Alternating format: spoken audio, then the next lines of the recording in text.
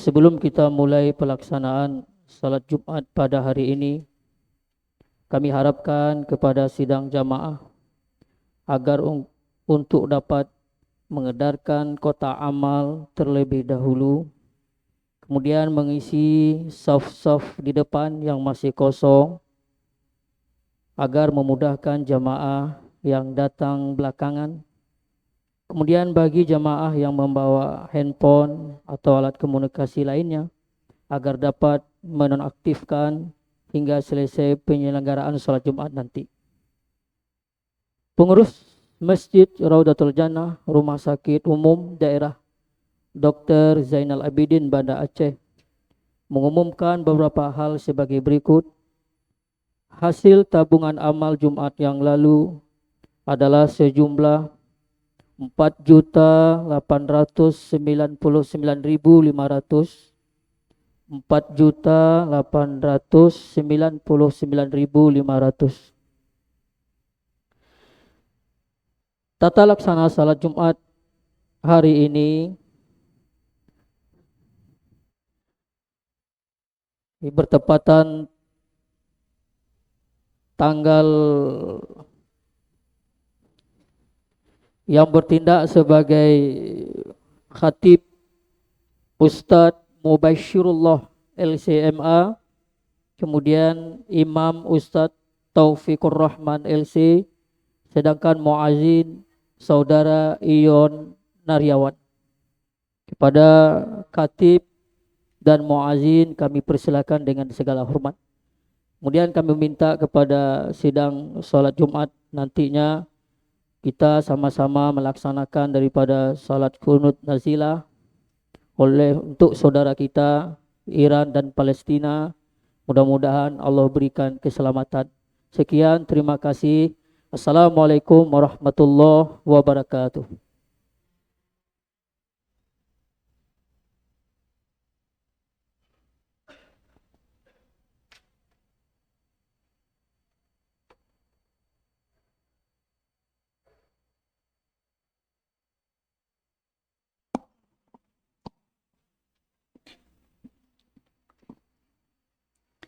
Bismillahirrahmanirrahim.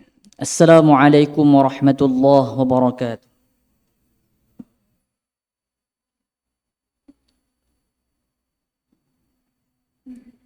Allahu Akbar, Allahu Akbar.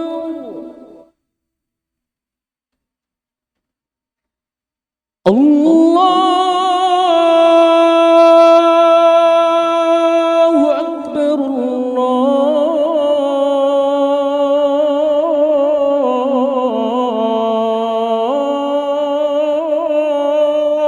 Akbar. Asyhadu an la ilaha illallah.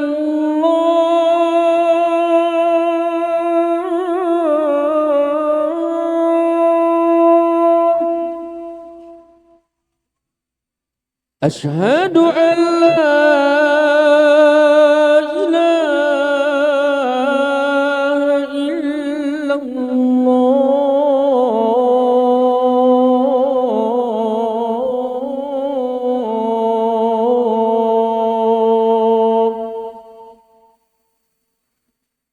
Asyhadu anna Muhammadar Rasulullah.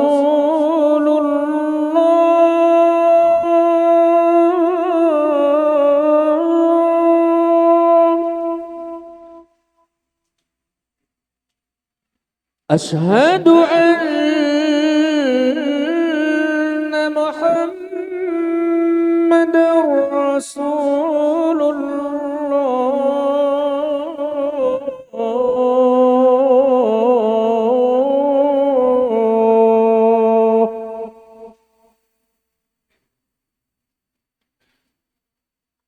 حي على الصلاة.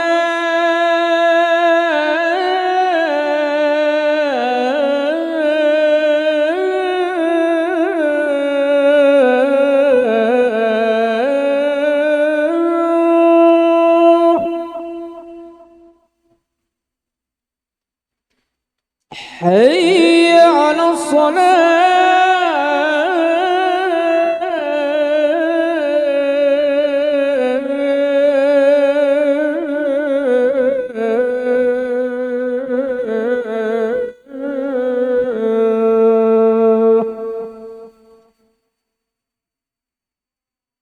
حي على الفلاح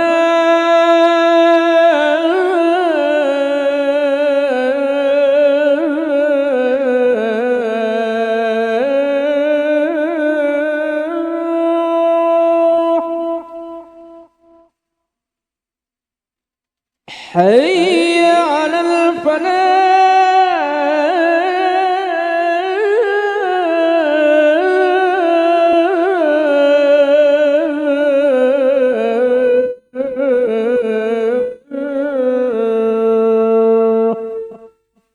الله أكبر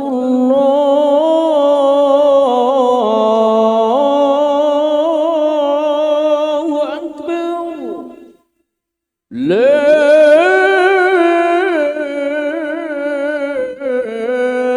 إله إلا الله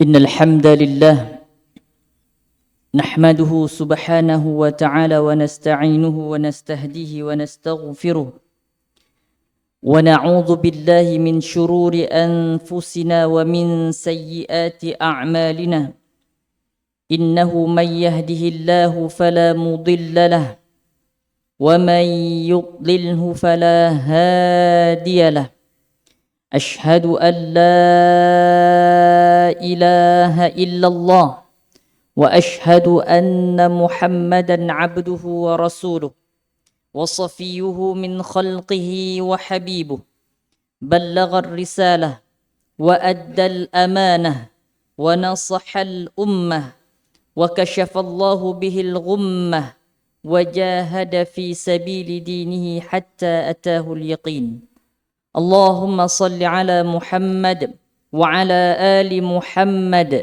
كما صليت على إبراهيم وعلى آل إبراهيم وبارك على محمد وعلى آل محمد كما باركت على إبراهيم وعلى آل إبراهيم في العالمين إنك حميد مجيد فيا عباد الله أوصيكم ونفسي بتقوى الله فقد فاز المتقون قال الله تعالى في كتابه الكريم أعوذ بالله من الشيطان الرجيم بسم الله الرحمن الرحيم يا أيها الذين آمنوا اتقوا الله حق تقاته ولا تموتن إلا وأنتم مسلمون وقال أيضا يا أيها الذين آمنوا اتقوا الله ولتنظر نفس ما قدمت لغد واتقوا الله إن الله خبير بما تعملون. Ma'asyiral muslimin, sidang jamaah salat Jumat yang dirahmati Allah. Bersyukur kita pada Allah Azza wa Jalla atas limpahan rahmat dan karunia-Nya, atas berbagai macam kebaikan demi kebaikan yang masih dan terus Allah hadirkan untuk kita. Yang kebaikan demi kebaikan, kenikmatan demi kenikmatan, anugerah demi anugerah yang telah Allah hadirkan pada kita seyogyanya, patut dan harus kita syukuri dengan melaksanakan berbagai macam perintah yang Allah perintahkan dan meninggalkan berbagai macam larangan yang telah Allah larang pulang untuk kita. Ini salah satu bentuk kesyukuran kita pada Allah Azza wa Jalla. Karena kenapa? فَمَنْ يَشْكُرْ فَإِنَّمَا يَشْكُرُ لِنَفْسِهِ. Barang siapa yang bersyukur atas kenikmatan demi kenikmatan, anugerah demi anugerah, kebaikan demi kebaikan, fasilitas demi fasilitas yang telah Allah berikan, maka sungguh sebenarnya ia telah bersyukur, berterima kasih untuk dirinya sendiri. Wa man kafara fa innallaha ghaniyyun hamid. Barang siapa yang kufur, tidak mau berterima kasih, tidak mau bersyukur, tidak mau memanfaatkan kebaikan demi kebaikan yang telah Allah hadirkan, maka sungguh Allah itu maha kaya, lagi maha terpuji. Salawat dan salam pada Rasulullah Muhammad sallallahu alaihi wasallam, qudwah hasanah, suri tauladan dalam setiap kebaikan. Ma'asyiral muslimin, sidang jamaah salat Jumat yang dirahmati Allah. Dalam sepekan ini terjadi peristiwa-peristiwa yang luar biasa. Baik dalam skala kita di kota Banda Aceh maupun dalam skala dunia. Beberapa hari yang lalu kita dikagetkan dengan informasi adanya peristiwa asusila terhadap anak SMP yang kemudian membuat kaget tokoh-tokoh masyarakat. Kemudian dalam skala dunia terjadi perang antara Iran dan Israel. Tentunya yang terjadi di Palestina sudah hampir jalan tahun kedua. Menjadi catatan dan perhatian bagi kita, terutama bagaimana kita menyiapkan generasi-generasi anak-anak remaja yang siap untuk menghadapi tantangan zaman.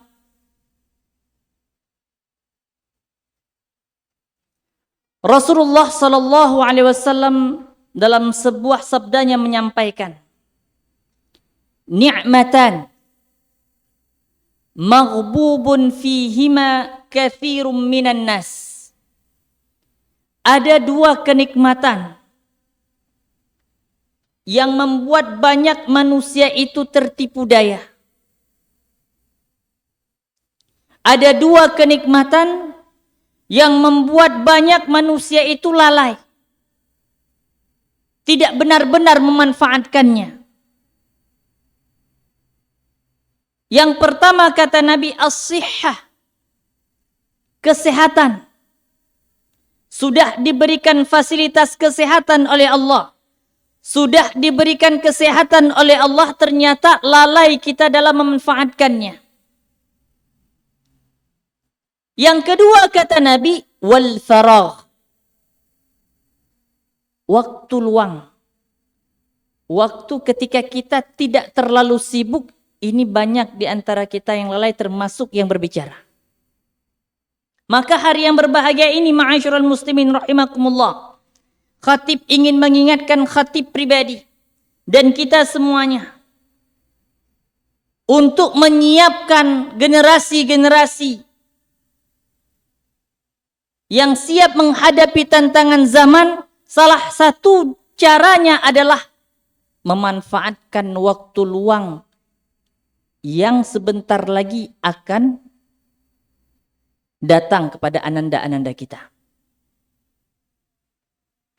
Hari ini, esok, ananda-ananda kita sudah menerima hasil belajarnya selama setahun atau selama 1 semester genap. Tentunya akan ada waktu libur yang kali ini lumayan panjang, yang kalau tidak dimaksimalkan, tidak dimanfaatkan oleh kita selaku orang tua untuk memberikan perhatian lebih pada mereka ketika waktu libur, maka nanti mereka akan lalai dengan hal yang lainnya. Kata Khalifah Umar bin Khattab radhiyallahu anhu, kalau waktu luang itu tidak dimaksimalkan untuk ketaatan, maka waktu itulah yang nantinya akan menyibukkan kita dengan kemaksiatan. Maka menghadirkan kegiatan demi kegiatan positif untuk ananda-ananda kita di waktu liburan ini menjadi sebuah keniscayaan bagi orang tua. terutama orang tua yang memang beraktivitas dari pagi sampai sore atau bahkan dari pagi sampai malam. Tidak ada aktivitas sekolah, maka maksimalkan dengan aktivitas yang lainnya. Kalau mau memaksimalkannya dengan menghafal Al-Quran atau belajar kembali Al-Quran, alhamdulillah. Wa kafa biha ni'mah. Tapi kalaupun tidak, maka berikan pelatihan-pelatihan yang lain. Mungkin ananda kita tidak terlalu kuat dalam proses menghafal Al-Quran ataupun membaca Al-Quran. Bacaannya sudah lumayan baik, sudah bagus, tapi mungkin dia tidak mau untuk menghafal Al-Quran, maka alihkan dengan kegiatan positif yang lainnya. Apakah itu public speaking, apakah itu berenang, apakah itu memanah, apakah itu hal-hal yang lainnya, bela diri dan sebagainya. Maka ini kesempatan untuk kita melihat, mencari peluang, mencari informasi kemana ananda kita ketika liburan nanti bisa beraktivitas.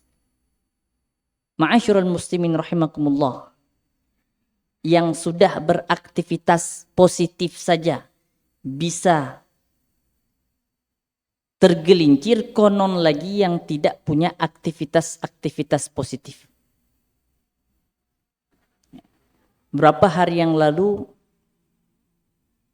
ada sepekan yang lalu, seingat kami sepekan yang lalu, beberapa anak muda, anak remaja tingkat SMP, SMA dan kuliah itu mendatangi rumah kami minta, Ustadz, ada bola enggak? Saya katakan, ada bola anak saya, bola plastik. Memang main kalian bola plastik? Tapi saya sudah tahu arahnya kemana. Ini anak-anak ini pasti meminta bola nih. Karena di depan rumah kami ada lapangan bola besar. Maka akhirnya kami serahkan sejumlah uang untuk mereka membeli bola. Maka terbelilah bola tersebut.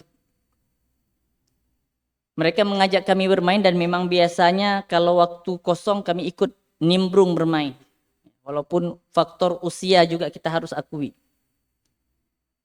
Ma'asyiral muslimin rahimakumullah, dalam proses bermain, namanya anak-anak muda, anak-anak zaman sekarang, ketika mereka beraktivitas bermain, itu keluarlah kalimat-kalimat yang na'udzubillah.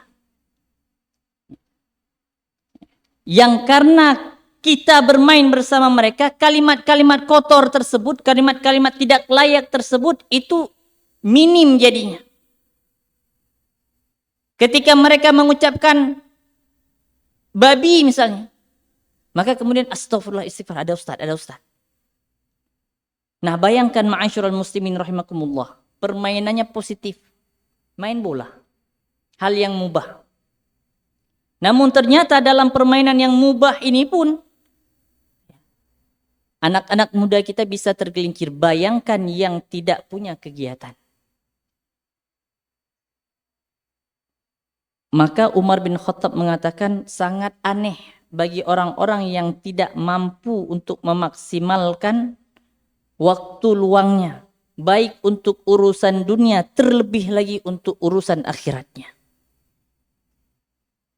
Ma'asyiral muslimin rahimakumullah, salah satu cara untuk menyiapkan generasi kita siap menghadapi tantangan zaman yang semakin hari semakin menggemaskan, mengganaskan, menyeramkan, yaitu menyiapkan kegiatan-kegiatan yang positif untuk mereka. Kalau kita ingin ada di antara generasi-generasi kita orang-orang yang akan siap untuk membela agama ini, membela saudara-saudaranya di belahan dunia yang lainnya, maka siapkan dari sekarang. Perhatikan pendidikan mereka, perhatikan aktivitas-aktivitas mereka.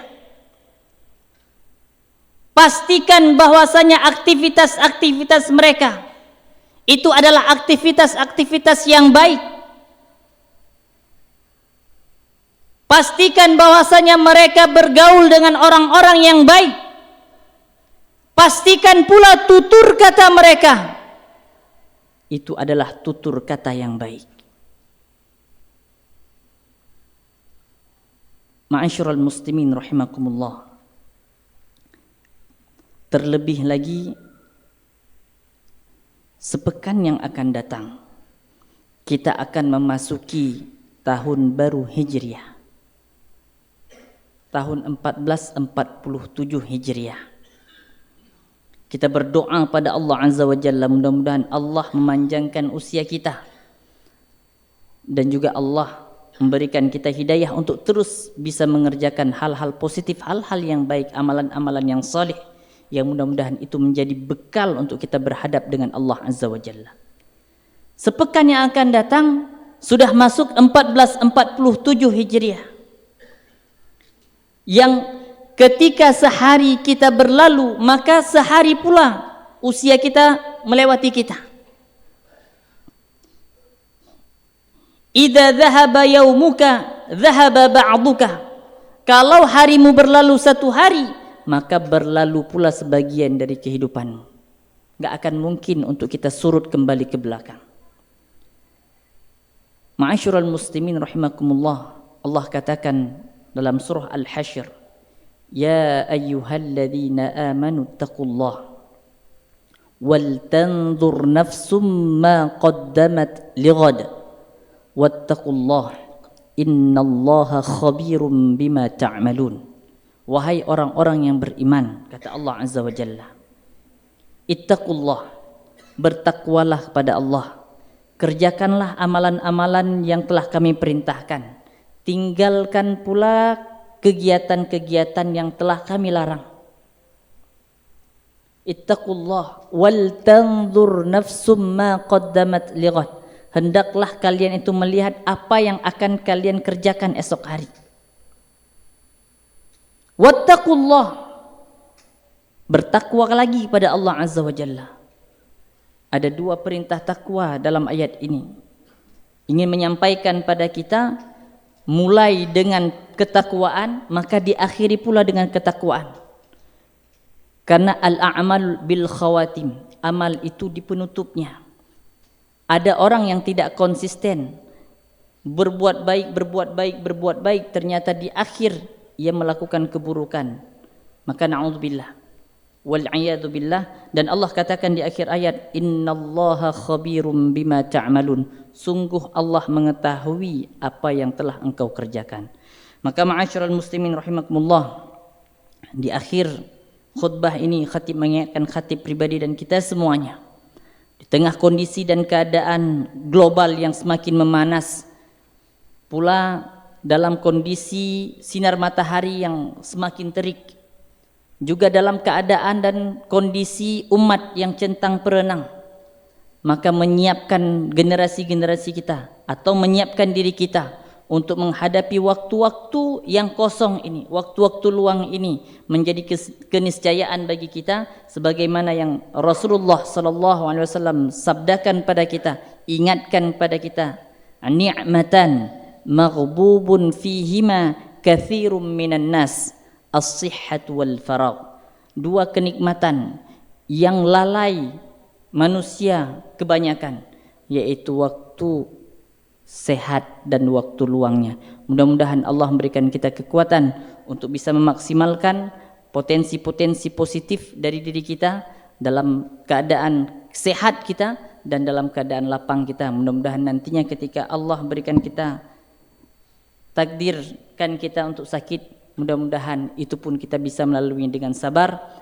Dan kalaupun nanti waktu sibuk kita, maka sudah banyak aktivitas-aktivitas kebaikan yang telah kita kerjakan, dan sibuk kita pun mudah-mudahan untuk Allah Azza wa Jalla. Barakallahu li wa lakum fil Qur'anil azim, wa nafa'ani wa iyyakum bima fihi minal ayati wadh-dhikril hakim, wa taqabbala minni wa minkum tilawatahu innahu huwal ghafurur rahim.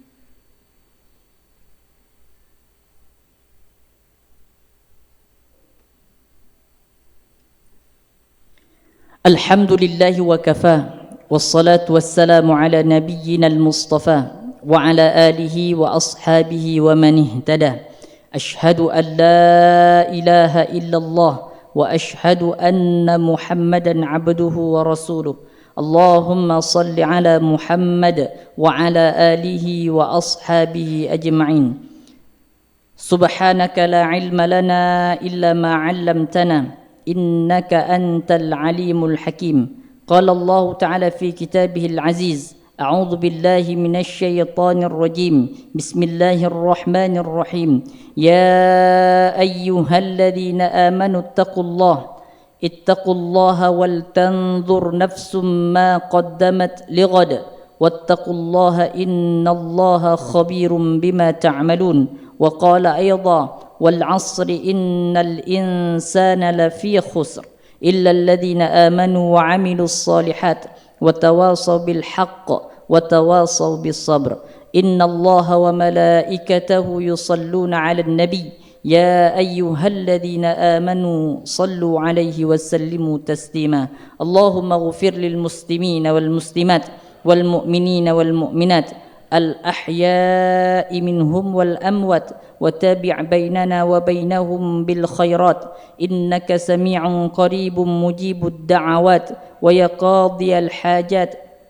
ربنا ظلمنا أنفسنا وإن لم تغفر لنا وترحمنا لنكونن من الخاسرين. اللهم أرنا الحق حقا وارزقنا اتباعه وآرنا الباطل باطلا وارزقنا اجتنابه. اللهم انصر إخواننا في فلسطين. اللهم انصر إخواننا في فلسطين. اللهم انصر إخواننا في فلسطين وفي كل مكان يا رب العالمين. ربنا آتنا في الدنيا حسنة وفي الآخرة حسنة وقنا عذاب النار. ولذكر الله أكبر والله يعلم ما تصنعون. وأقم الصلاة.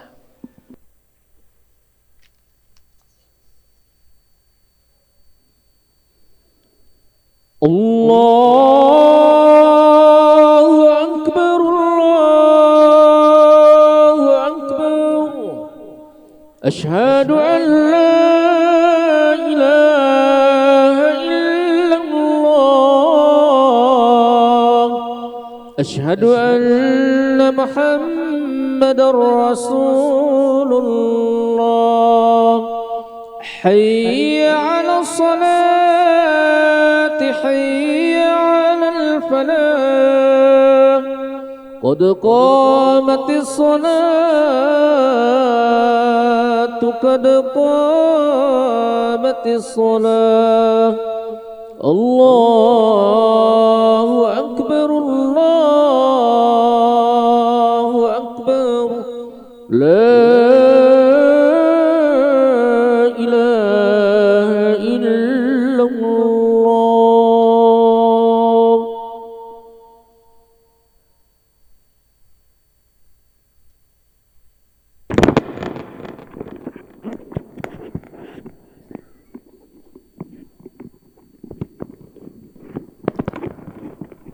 استووا واعتدلوا سووا صفوفكم فإن تسوية الصف من تمام الصلاة. Luruskan rapatkan shaf.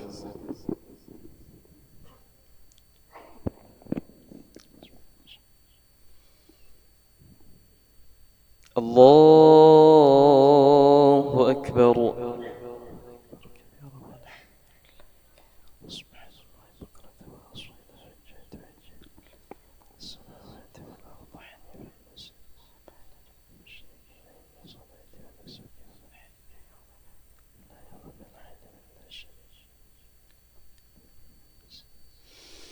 بسم الله الرحمن الرحيم.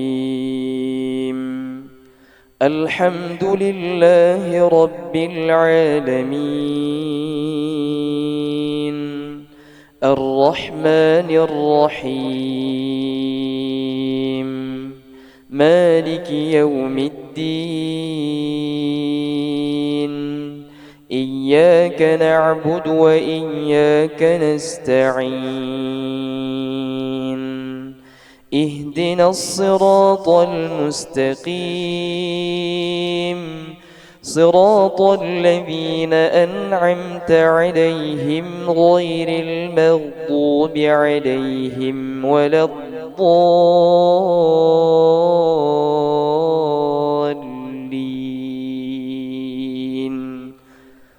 آمين.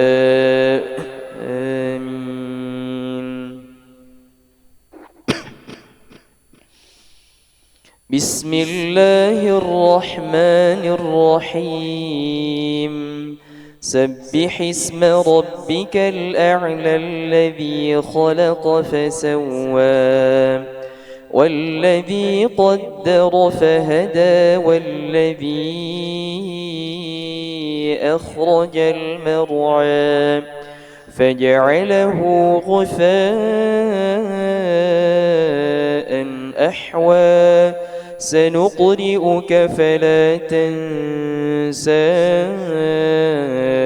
إلا ما شاء الله إنه يعلم الجهر وما يخفى ونيسرك لليسرى فذكر إن نفعت الذكرى سيذكر من يخشى ويتجنبها الأشقى الذي يصلى النار الكبرى ثم لا يموت فيها ولا يحيا قد أفلح من تزكى وذكر اسم ربه فصلى بل تؤثرون الحياة الدنيا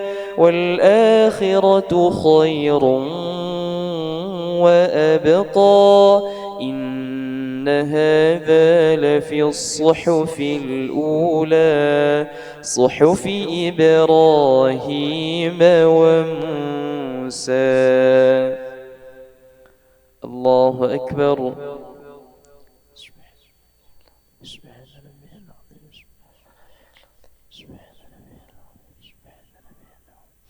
سمع الله لمن حمده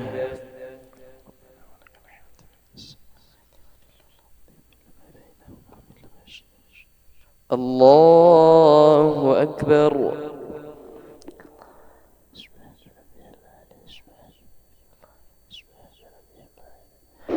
الله أكبر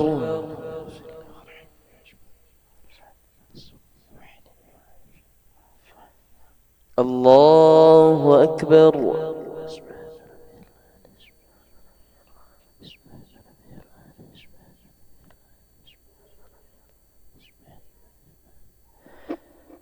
الله أكبر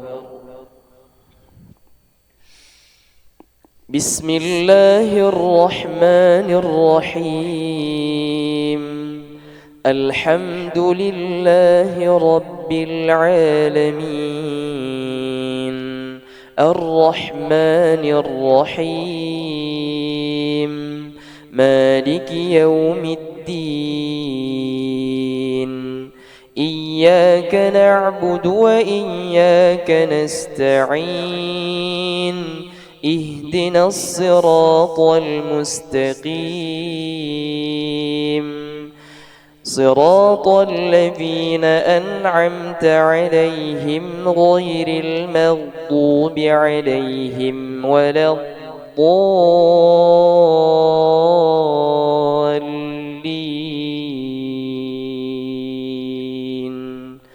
آمين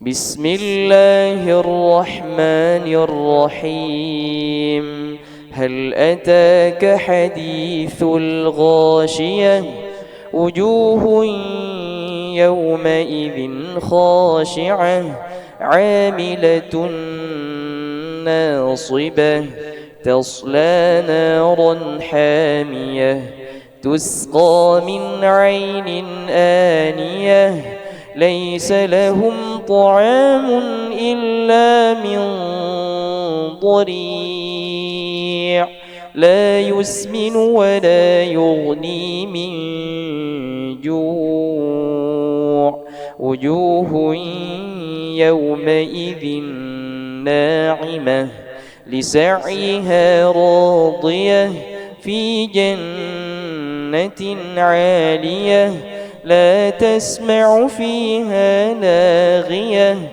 فيها عين جارية فيها سرر مرفوعة وأكواب موضوعة ونمارق مصفوفة أفلا ينظرون إلى الإبل كيف خلقت وإلى السماء كيف رفعت وإلى الجبال كيف نصبت وإلى الأرض كيف سطحت فذكر إنما أنت مذكر لست عليهم بمسيطر إلا من تولى وكفر فيعذبه الله العذاب الأكبر إن إلينا إيابهم ثم إن علينا حسابهم الله أكبر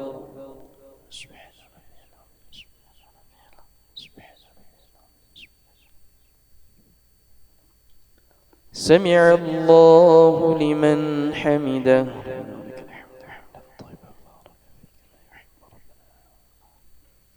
اللهم اهدنا فيمن هديت وعافنا فيمن عافيت وتولنا فيمن توليت وبارك لنا فيما أعطيت وقنا واصرف عنا برحمتك شر ما قضيت اللهم إنا نسألك حبك وحب من يحبك وحب عمل يقربنا إلى حبك اللهم إنا نسألك من الخير كله عاجله وآجله ما علمنا منه وما لم نعلم ونعوذ بك من الشر كله عاجله وآجله ما علمنا منه وما لم نعلم اللهم أصلح لنا ديننا الذي هو عصمة أمرنا وأصلح لنا دنيانا التي فيها معاشنا وأصلح لنا آخرتنا التي إليها معادنا واجعل الحياة زيادة لنا في كل خير واجعل الموت راحة لنا من كل شر اللهم إنا نسألك إيمانا لا يرتد ونعيما لا ينفد وقرة عين لا تنقطع ومردا جميلا إليك غير مخز ولا فاضح ومرافقة نبيك محمد صلى الله عليه وسلم في أعلى الجنان اللهم انصر الإسلام والمسلمين وأذل الشرك والمشركين ودمر أعداءك أعداء الدين اللهم شتت شملهم وفرق جمعهم وزلزل أقدامهم وألق في قلوبهم الرعب إنك على كل شيء قدير اللهم عليك باليهود الغاصبين وأعداء الإسلام الظالمين اللهم إنا نجعلك في نحورهم ونعوذ بك من شرورهم اللهم انصر إخواننا المستضعفين على أرض فلسطين اللهم انصر إخواننا المجاهدين على أرض فلسطين اللهم انصرهم نصرا مؤزرا اللهم أعد مسجد الأقصى إلى رحاب المسلمين وصل الله على نبينا محمد وعلى آله وصحبه وبارك وسلم. الله أكبر.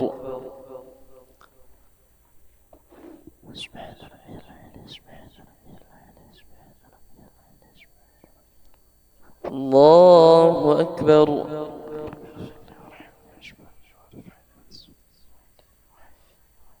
الله أكبر.